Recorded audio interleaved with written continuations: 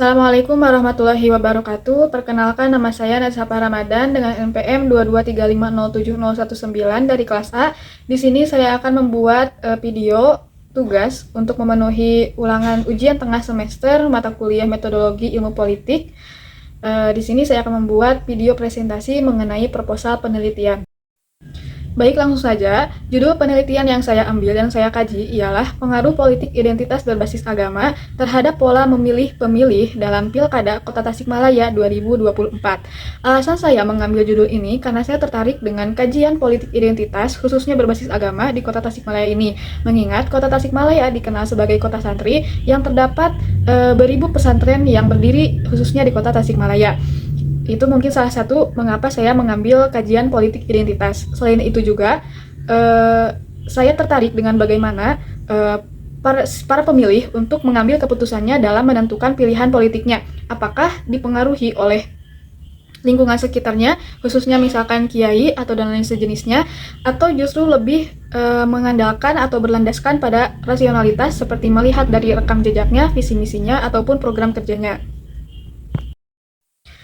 Rumusan masalah yang saya simpulkan dalam penelitian ini adalah bagaimana pengaruh politik identitas berbasis agama terhadap pola pemilih dalam Pilkada Kota Tasikmalaya 2024. Selain itu juga, saya ingin mengetahui sejauh mana politik identitas agama dapat mempengaruhi pola memilih pemilih dalam Pilkada Kota Tasikmalaya 2024 ini. Selanjutnya, tujuan penelitian yang saya kaji secara garis besar adalah menganalisis serta mengetahui politik identitas berbasis agama terhadap pola memilih pemilih dalam Pilkada Kota Tasikmalaya.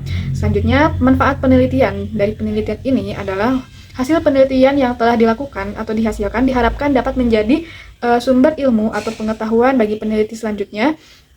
Selain itu juga terdapat manfaat teoritis dan juga manfaat praktis, di mana manfaat teoritis ini diyakini memberikan kontribusi pemikiran bagi pengembangan kajian teori-teori mengenai sosial dan politik, khususnya politik identitas.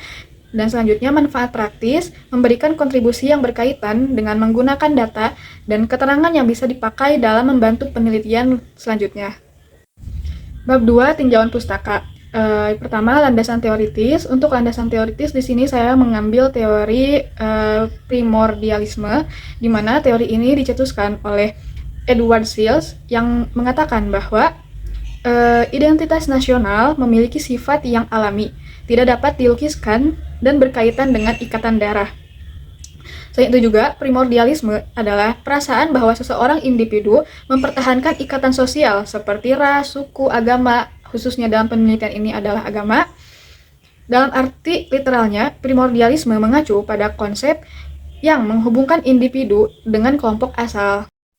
Teori selanjutnya atau bisa disebut sebagai teori pendukung yaitu ialah teori perilaku memilih, di mana dalam buku karya Ramlan Surbakti pada tahun 1992 perilaku memilih dibagi menjadi 4 segmen. Yang pertama itu ada segmen pemilih rasional. Hal ini berkaitan dengan fokus dan pada isu-isu dan kebijakan yang diusung oleh para calon kandidat sebelum akhirnya membuat sebuah pilihan. Yang kedua, itu ialah segmen pemilih emosional, di mana definisi dari segmen ini ialah pemilih dalam kelompok ini lebih dipengaruhi oleh emosi pribadi mereka, baik terhadap karakter calon, kandidat tertentu, dengan partai tertentu, ataupun selainnya. Selanjutnya, segmen pemilih sosial, di mana segmen ini termasuk dalam kategori yang memiliki kecenderungan untuk terhubung dengan lingkungan sosial tertentu. Keberagaman dalam ruang sosial mengidentifikasikan bahwa pemilih sosial dapat diidentifikasi melalui tindakan dan kondisi sosial mereka, termasuk di lingkungan kerja, sekolah, ataupun keluarga. Karena pada segmen ini dipengaruhi oleh lingkungan sosial yang berada di sekitarnya. Untuk selanjutnya, yaitu segmen pemilih situasional, di mana segmen ini berarti cenderung membuat keputusan berdasarkan keadaan yang sedang berlangsung, baik yang berkaitan dengan diri mereka sendiri maupun situasi di sekitar mereka. Situasi situasional ini dapat dengan cepat mengubah pilihan mereka ketika muncul perubahan politik yang terjadi pada lingkungan mereka, seperti itu. Untuk selanjutnya yaitu penelitian terdahulu. Di sini saya mengambil 2 penelitian terdahulu. Yang pertama, Untuk selanjutnya yaitu penelitian terdahulu. Penelitian terdahulu yang saya ambil di sini ada dua. Yang pertama itu yang dikaji atau yang diteliti oleh Idris Hermay dan Aris Munandar pada tahun 2016. Dengan judul penelitiannya yaitu Politik Identitas dan Pencitraan Kandidat Gubernur Terhadap Perilaku Pemilih. Perbedaan dengan penelitian yang saya lakukan yaitu fokus penelitiannya ini berfokus pada politik identitas berbasis kesukuan dan objek penelitiannya adalah Pilkada Bengkulu pada tahun 2015. Nah, pada penelitian terdahulu selanjutnya atau yang kedua yaitu yang ditulis atau dikaji dan diteliti oleh Paulus S. Widjaja dan kawan-kawan pada tahun 2021 dengan judul penelitian yaitu Politik Identitas dan Religiositas Perdamaian Berbasis Pancasila di Ruang Publik. Di mana perbedaannya dengan penelitian saya yaitu penelitian ini lebih mengkaji bagaimana korelasi antara politik identitas dengan Pancasila dengan identitas Pancasila. Objek penelitiannya yaitu Daerah Istimewa Yogyakarta. Selanjutnya yaitu persamaan antara penelitian terdahulu dengan penelitian yang saya lakukan. Pada penelitian pertama yang saya sudah sebutkan tadi, persamaannya dengan penelitian yang saya lakukan ialah sama-sama membahas mengenai politik identitas. Selain itu, antara dua peneliti ini menggunakan metode yang sama yaitu kuantitatif, sehingga memudahkan saya untuk membandingkan dan mengetahui seberapa jauh politik identitas dapat mempengaruhi persepsi pemilih. Untuk penelitian yang kedua, persamaannya dengan yang saya lakukan adalah tentu sama-sama mengkaji politik identitas, menyoroti juga peran identitas kelompok khususnya agama, dan juga dinamika sosial serta politik. Penelitian mengkaji hubungan antara politik identitas, religiositas, dan konsep perdamaian yang berlandaskan Pancasila dalam ruang publik. Penelitian ini juga menggunakan metode yang sama, yaitu metode kuantitatif. Kerangka teoritis. Kerangka teoritis di sini di mana antara politik identitas, teori yang saya pakai yaitu teori primordialisme dan juga bagaimana perilaku memilih dari masyarakat itu terdapat akan menghasilkan dua opsi hasil. Yang pertama itu bagaimana mereka akan terpengaruh dengan politik identitas tersebut atau justru tidak terpengaruh dengan politik identitas yang ada di sekitarnya. Hipotesis yang saya ambil saya bagi menjadi dua. Yang pertama itu ialah politik identitas berbasis agama dapat mempengaruhi keputusan masyarakat untuk menentukan pilihannya dalam kontestasi politik, atau yang kedua yaitu hipotesis politik identitas berbasis agama tidak memengaruhi sama sekali keputusan masyarakat untuk menentukan pilihannya dalam kontestasi politik. Hal ini dilandaskan pada rasionalitas dengan melihat program kerja, visi misi ataupun track record si kandidat. Untuk selanjutnya yaitu ketiga, metode penelitian. Metode penelitian yang saya ambil di sini ialah metode penelitian kuantitatif, di mana pada dasarnya kuantitatif yaitu suatu pendekatan penelitian yang mengandalkan angka-angka dalam setiap tahap pelaksanaannya, mulai dari pengumpulan data hingga penarikan kesimpulan. Dalam penyajiannya, penelitian kuantitatif cenderung lebih banyak menampilkan serta menginterpretasikan dan data numerik yang dilengkapi dengan grafik, tabel, atau visualisasi lainnya. Untuk selanjutnya yaitu lokasi penelitian. Lokasi penelitian yang saya ambil di sini ya sesuai dengan judul yaitu Kota Tasikmalaya. Di mana Kota Tasikmalaya itu terletak di Provinsi Jawa Barat yang juga menyimpan karakteristik budaya dan sosial yang khas. Dan juga kota ini dikenal sebagai kota santri. Tasikmalaya memiliki keragaman etnis latar belakang agama Islam yang kaya. Ribuan pesantren tersebar dan berdiri di kota ini, yang menegaskan peran pentingnya dalam sejarah perkembangan Islam di Indonesia. Selain itu juga di kota ini terhidup beberapa agama lainnya seperti Kristen, Konghucu, Buddha, dan sedikit ada agama Hindu. Sehingga di sini saya ingin melihat bagaimana agama-agama yang ada di Tasikmalaya ini apakah mempengaruhi bagaimana persepsi dari masyarakat untuk memilih kandidat politiknya. Untuk selanjutnya yaitu sasaran penelitian. Sasaran penelitian yang saya ambil pada penelitian ini yaitu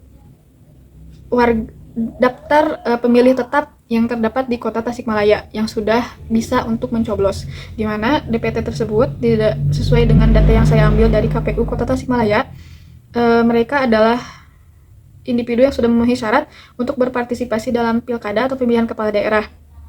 Sesuai dengan ketentuan KPU, sudah berusia minimal 17 tahun atau sudah menikah, memiliki KTP atau kartu tanda penduduk, juga secara resmi sudah terdaftar dalam website Cek DPT Online serta diakui sebagai pemilih tetap dalam Pilkada Tasikmalaya, Kota Tasikmalaya 2024.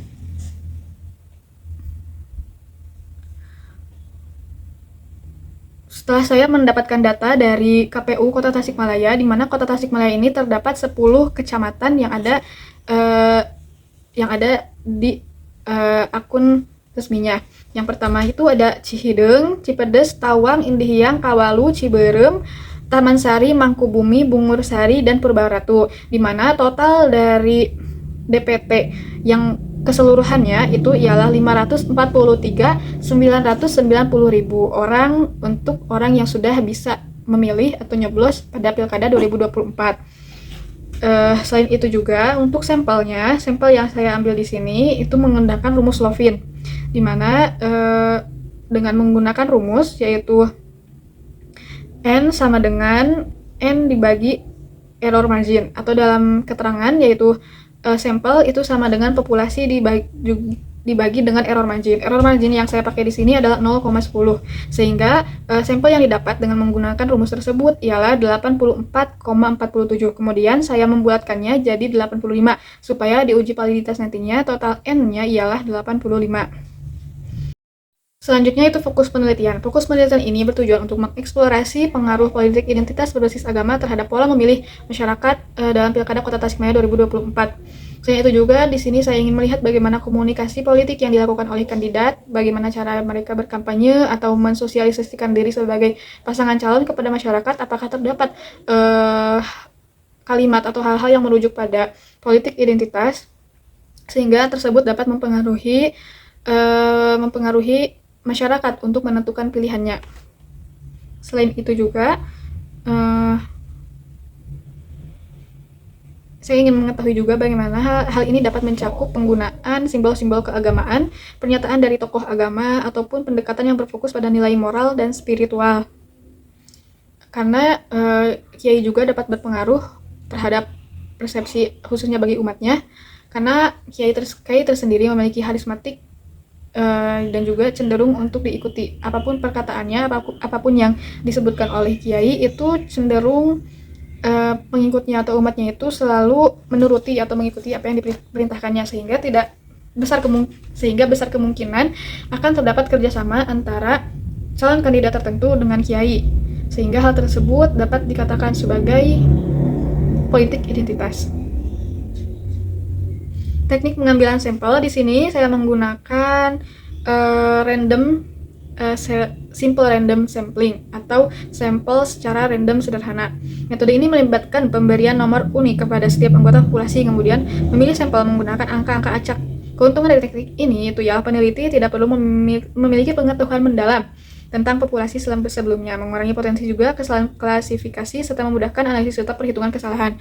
Dimana juga tenggat waktu yang dilakukan dalam nanti selanjutnya pada proses selanjutnya itu hasil penelitian mungkin akan tidak terlalu panjang, sehingga random sampling ini saya pilih untuk solusi atau alternatif supaya tidak terlalu lama dalam proses mengambil hasil dari penelitiannya.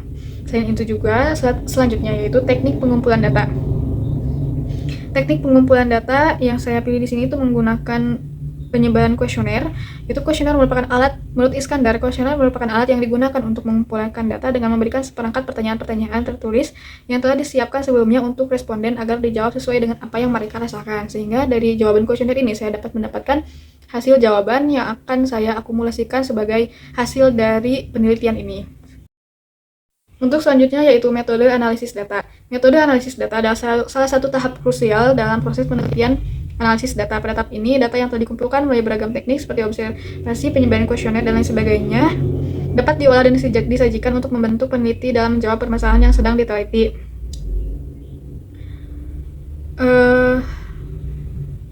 Untuk itu terdapat beberapa teknik korelasi yang dikenal luas, antara lain adalah korelasi Everson, Spearman, dan korelasi Taube. Teknik ini mungkin akan saya nanti lakukan pada hasil penelitian. Selanjutnya yaitu validasi data. Di sini saya akan mungkin menggunakan beberapa teknik, yaitu yang pertama uji kredibilitas, yang kedua penggunaan transferabilitas, ketiga pengujian dependabilitas, pengujian konfirmabilitas. Nah, itu mungkin beberapa teknik yang mungkin akan saya ambil dalam validasi data. Untuk selanjutnya yaitu waktu penelitian. Waktu penelitian yang akan saya rencanakan itu pada bulan Mei 2025. Pemilihan waktu ini didasarkan pada sejumlah pertimbangan strategis dari segi kesiapan penelitian maupun relevansinya dengan dinamika politik yang terjadi di Kota Tasikmalaya. Selain itu juga, dalam masyarakat diharapkan telah memiliki pengalaman langsung terkait semua pada tahapan pemilihan.